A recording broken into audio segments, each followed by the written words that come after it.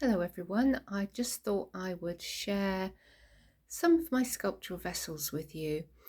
So these are vessels made using the wet felting resist method, and I am delighted to say that I'll be running a workshop on how to make these at Glastonbury Abbey on Saturday the 20th of July, so coming up next month.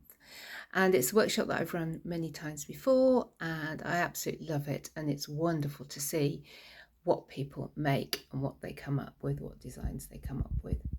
So these are just a few samples that I bring along to the workshop. As you can see, they all vary very slightly in terms of design and shape.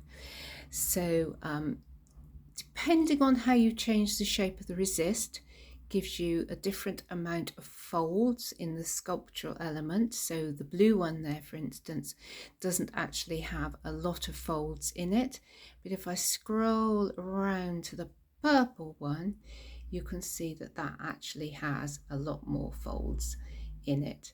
So the front ones are the size that you'll make in the workshop, and if I stand up, sorry about the moving of the camera, I'll show you these larger ones at the back.